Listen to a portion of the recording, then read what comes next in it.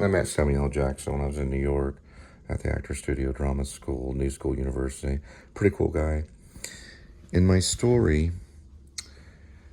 Rib, parentheses, or Dog Night Out, close parentheses, dash, Shepherds of Alaska, Daniel Lucius Kopex kidnaps a dishwasher. He's a ex-NYPD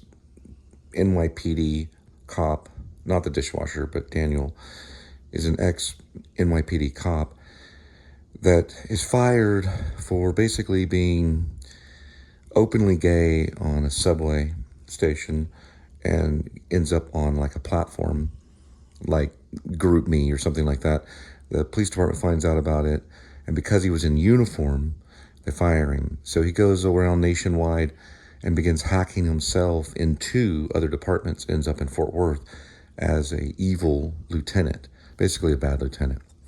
Then he becomes like a serial killer and begins killing wanderers, mostly migrant men, along the back roads of Fort Worth and stuff that go missing. And then their photos are posted on basically like a telephone pole and a color copy Xerox.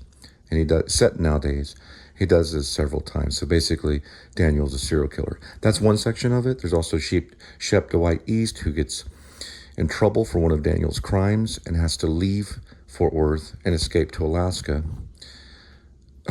to live in basically like a wheeled wagon. And he pulls the wagon to a certain area, reservation in Alaska. And he lives in this little tiny wagon. It's like 200 square feet or something. I don't really know yet the square footage. It's very, very small.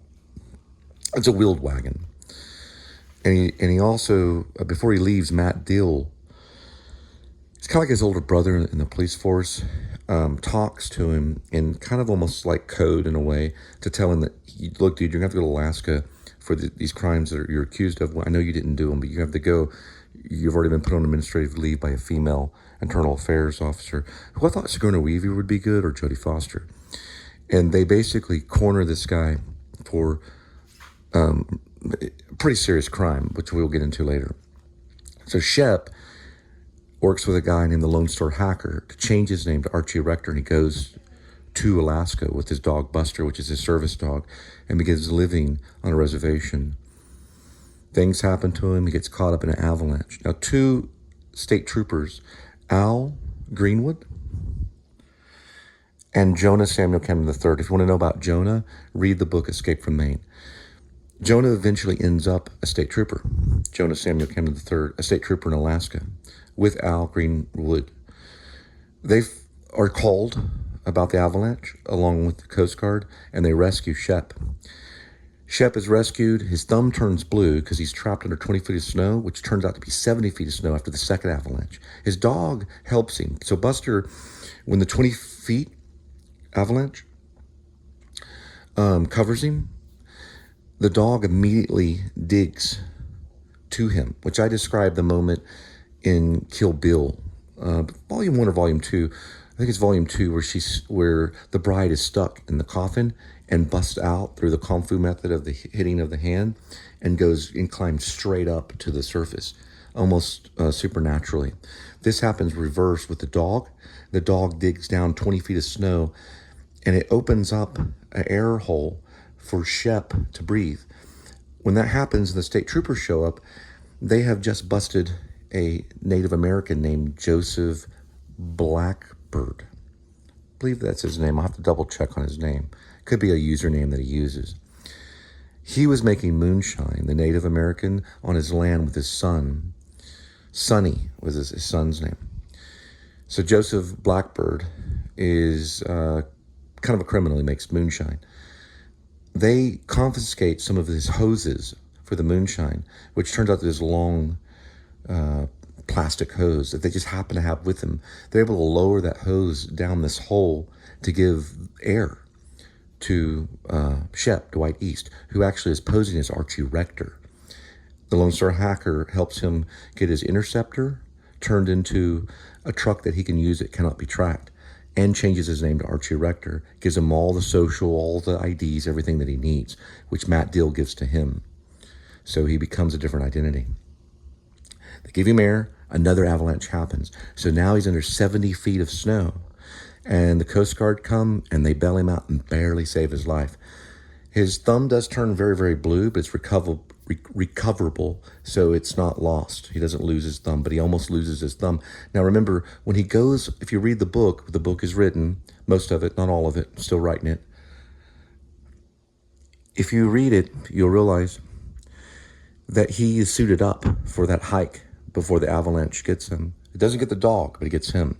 The dog actually has this service Garmin that it wears, and it goes off. So that's how the Coast Guard knows where he's at. A Garmin can save your life in GPS kind of thing. Okay. They rescue him. He recovers, goes to a diner called the Fairbanks Diner. He meets Lady Shelby. All along after all this has happened, Lady Shelby's a waitress. She just likes to serve other people at diners and food. She's actually got a lot of money. She's connected to Doc Shelby, who's a little person, a dwarf. The dwarf was attacked a long time ago by these cops on the streets of Fort Worth when he went homeless after being a teacher. He got hooked on meth. He left the teaching life, started living under bridges, and met Lady Shelby on the street. They ended up getting a German Shepherd dog. I don't remember what they named him, but it was a dog. And that dog, which is mentioned when he talks to the lawyer, that dog is actually killed by the police because of a taser malfunction. They're actually, they go to Doc Shelby because the dog is being restless, and they ask him, I guess, to leash the dog or something that gets out of hand. The dog gets tased because the dog tries to attack one of the officers. It kills the dog. Doc Shelby flips out, so they arrest him and throw him down on the ground. Lady Shelby comes up and realizes that, whoa, and flips the F out because she sees that her husband's down on the ground by these guys and the dog is dead. So she tries to bite one of the officers, down there whenever they're trying to, get her captured. They take them all in. He gets beat up. Lady Shelby gets hospitalized because of the arrest. Doc Shelby gets bruised in his ribs and he gets scratched up and he gets hurt pretty bad. The dog dies. This goes to a lawsuit after he sues the police department and gets millions of dollars. Those millions of dollars are invested in Wall Street, and Doc Shelby becomes like Elon Musk. He becomes very powerful because of this lawsuit. Now, eventually, while this is going on, Daniel Lucius kidnaps a dishwasher because he's just cruel. He basically worships the devil. He takes the dishwasher home to a dungeon, lives in this abandoned house. He also has a house on the 35th floor of the tower in Fort Worth. He takes him to the basement and plays Pulp Fiction. Actually, he plays a section of Pulp Fiction. I'm going to watch all three tonight. I'm going to binge watch some Quentin. He plays a section of Pulp Fiction, the Bring Out the Gimp section, to him, and has his way with the dishwasher. And then all of a sudden the dishwasher goes missing. So we know that there's a bad lieutenant. Now, what does a dwarf do with all his millions of money and all the millions of finance, or all the money that he ends up making on Wall Street? He decides that he wants to form a militia. And he calls it RIB, Revolutionary Independent Branch. We'll try it again. Revolutionary Independent Branch. It's a branch that has no ties with the military. It has no ties with any type of militant person. They're mostly made up of street people. Doc Shelby decides to teach them to snipe, and in Alaska, and in Fairbanks, Alaska. He takes them out and he trains them to be great snipers. He also trains them to fly drones. Eventually, Doc Shelby becomes this masterful hacker, better than the Lonestar Hacker nearly. Lonestar Hacker is better than Zuckerberg nearly. He can go into the Pentagon, mess around. He's very, very good hacker. We never see his face. We only see him from behind, and we only see him at the computer. I have casting options for all these characters. Now, here we go. Doc Shelby decides to start this Revolution Independent Branch with a small group. Jed Wilson, who is an ex-musician out in Seattle, used to have a bi-level haircut, listened to hair bands, got into grunge, and sounded too much like Nirvana. He had to leave Seattle. He left his band and everything. His brother died in a landslide and had a German Shepherd as well. So he becomes like the shepherd of Alaska eventually when he's discovered by Doc Shelby. Doc Shelby has a way of spying on the world. Now, he has a camera set up in Fairbanks behind a 7-Eleven on this lot. It's like a back lot on a private land. On that private land is a dumpster that says Empire Disposable. The colors of the dumpster don't matter, but it's in the book. Okay? It kind of does matter a little bit. Doc Shelby realizes that people will actually go for warmth to certain stuff, like a dumpster. And there's a character that they name Droopy that they find in the dumpster, and he's living there, uses a solo stove to stay warm. He sends Jed Wilson, which is his first lead sniper, to find him, and he's inside the actual dumpster, and it scares him. He takes him out, he lures him in and tells him that he can join RIB, Revolutionary Independent Branch, because they realize immediately he has no military ties. Trains him and trains him and trains him, and finally they return back to the dumpster with the command of Doc Shelby. Doc Shelby gives them a text and email to tell them to go again, which I recently wrote, and they discover Poopy, who actually is worse off than Droopy because he has a horrible incontinence problem. That means he poops himself. They ask him to join as well. He joins the Revolutionary Independent Branch. Now, somewhere out there in the distance is this lady named, this young lady named Lady Shroom. She actually, and also it can be pronounced Lady Shrum, but she actually helps, originally Droopy. She was kind of the love interest of Droopy. She also trained circus bears in Alaska.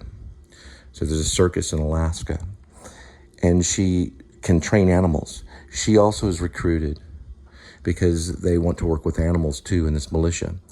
They launch these drones in this one sequence where they drop honey packets onto the bear, as well as using the drones as strategically, almost like sniping in a way. But they're dropping these honey packets on the bear and, of course, on Lady Shroom, and it's kind of just an exercise. And this is what, what's his name? Jed Wilson and Droopy do in one sequence. Poopy joins on eventually. Now, because of the technology of the Dwarf, which is called the Little Man, also known as Doc Shelby, he finds out that there is an evil lieutenant that is operating within Fort Worth Police Department and needs to be stopped, and that this is possibly a serial killer kind of thing. And most of the people that he kills, the evil lieutenant, is people that don't have social security. They're basically like migrants.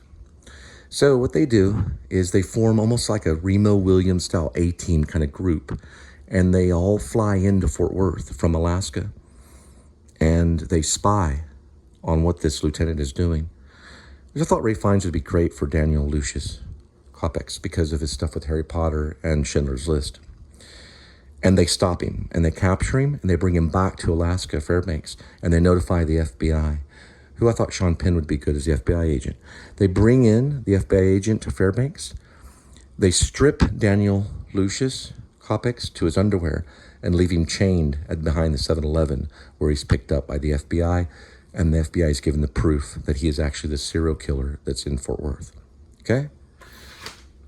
We're watching this because this stuff is kind of dark, and Daniel Kopex is into this. The next scene that will be written, I already have the notes posted on Facebook, is chapter 58. Now, when you read the first part of the chapters of RIB, it's going to be very, very different than the rest of the book. But there is one chapter that does mention Shep, Dwight East, and Buster.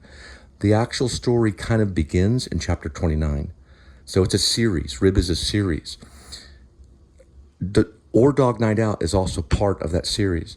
One section of the series, you could say a play within that series, or maybe a part within that series, is Dash Shepherds of Alaska. That's how it's written when you see the title. So what you're reading is just a section of a larger novel. Kind of like what J.R.R. Tolkien did with The Hobbit as opposed to Lord of the Rings. They're like a story that's related but different. Shepherds of Alaska is kind of a story within a story of the RIB series. All right, so I guess the final note would be the notes that I released on Facebook, which is tonight with chapter 58. Basically, that is talking about the rescue of Shep Dwight East from the avalanche, the healing of him from the avalanche, and then him going to the Fairbanks Diner and meeting Lady Shelby, where he talks about this book that's over here. So Mat Dil gives him this book so he can talk to him in code. He has to know numbers in order to talk in code and stuff, which they can teach you. This book here can teach you, and we're going to fight with this. We're going to fight with this thing right here a little bit. And this is the book right here. So he mentions this book and the diner at the Fairbanks Diner. And he talks about talking in code, because you can actually turn numbers into stories so you can remember long digits, because he has to learn to talk in a code that's enigmatic so that they can't trace him and they can't find out who he is. So he can continue to talk to Mat Dil as well as communicate certain ideas and stuff to the Lonestar Hacker. We're going to watch this, and I'm going to post this as a raw footage upload. Good night.